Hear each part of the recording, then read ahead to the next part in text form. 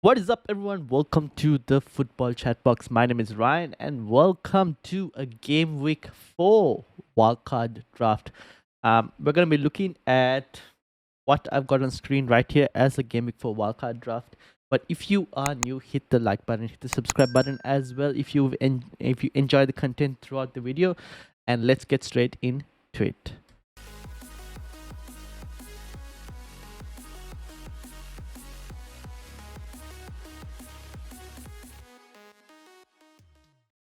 All right, now game week for wildcard. What do we need to target? We're going to be looking to target Liverpool mainly.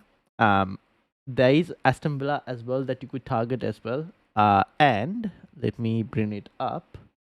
Um, you need to be aware of some teams that will have good fixtures come game week 6 when a lot of people will look to wildcard as well. So we're going to be looking just from game week, let's say 4 to 12 for the moment. As you can see, Villa on a good run. Chelsea still have a really good run going on. But you would notice that I don't have any Chelsea players in mind. You could probably look to have some. Liverpool are about to begin their really good run of fixtures. And then Spurs will end up having a good run in like game week 5 onwards. They just have this tough Arsenal game as well. So there are a few teams like that you need to kind of consider when you're wildcarding in game week 4. And then obviously Newcastle are about to go into a harder run. They have a good Wolves game, but then after that, the games do start to become a bit more harder. So we're going to have to consider all of that. Brentford as well from game week 6 can be on a really good run. So when you're wildcarding in game week 4, you need to consider all of those things. Now, why would you wildcard in game week 4? If you need to make, let's say, 6 to 7 changes to your entire squad, right? 6 to 7 changes to your entire squad, then I don't mind wildcard. If you look at a squad and you go, I don't like it, I want to make 6 or 7 changes, then I don't mind wildcarding. Assuming you don't have most of these players in as well, not a problem to wildcard. Okay, let's start with the goalkeepers. I've gone for the 2 West Ham goalkeepers here. You can go for someone else as well. The reason I've gone for the West Ham keepers is there's now a chance for Fabianski to. There's like rumors about it that he could play, because Ariola is flagged. So because of that reason, I've just gone. You know what? Let's just go for both of the West Ham keepers instead of mucking about with it, just in case. You could go for a different team as well. The reason I've gone for West Ham is they're about to begin a good run from game week 6 onwards is not too bad. And then Fulham and Chelsea before that also isn't the worst fixtures for West Ham, to be honest.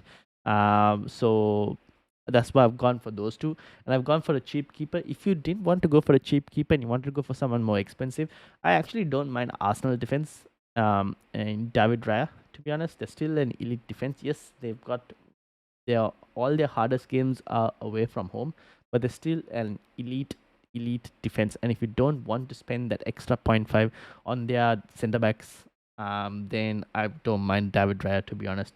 Otherwise, you can go for Alisson from Liverpool if you don't want to spend the 6.0 on a Robertson or even 7.0 on Trent, to be honest.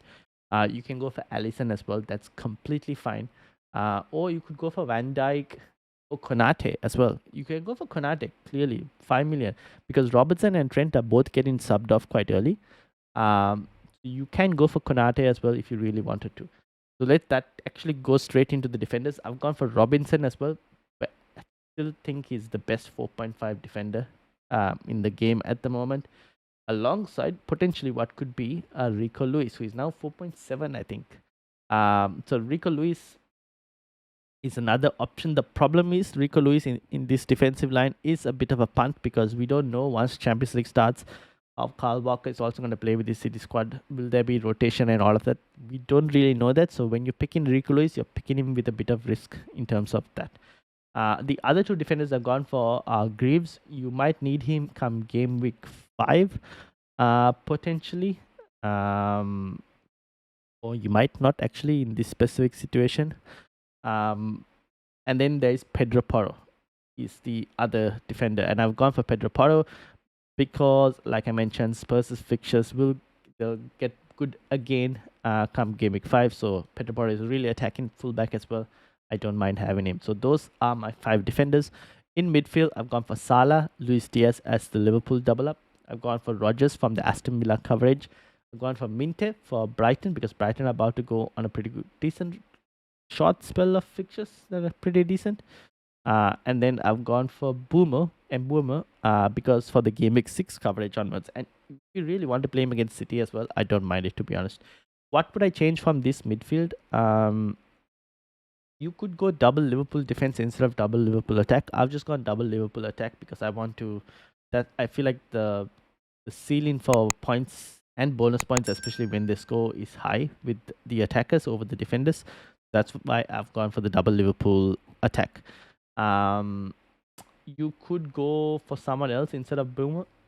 You can go for Eze, for example. I think Eze faces Leicester this week. Where is it? Yes, Leicester this week, United next week, Everton after that. 3 good teams to play against for Eze. You could actually go for Eze and then downgrade or switch to an Mbeumo as well after that if you wanted to. Those are a few things you could try and do. And then up front, I've gone for Havertz, Haaland, and Joao Pedro. I've gone for Haaland because you're wildcarding now. I know people will say, oh, maybe just go with just Salah because you can like get a Palmer. For example, Palmer is not in this team, right? Because even though Chelsea's fixtures are still good, but there's no Palmer in this draft. The reason I've chosen to go for Haaland over Palmer is because of the consistency in terms of attacking returns. And I feel like Haaland does deliver that. Especially given that they have no other striker. So I do think Salah Haaland double up is kind of needed. It's up to you whether you don't want to go with that and you don't want to go for Salah Haaland because you think he's too expensive. Completely fine. You can upgrade your midfielders to a Minte or someone. Gone for Havertz for the Arsenal coverage and Joao Pedro obviously for the budget option. But yeah, let me know what you thought. If you reached up to this point, if you're wildcarding game before, let me know in the comments as well. And I will see you all later. Oh, hit the like, hit the subscribe. Thank you.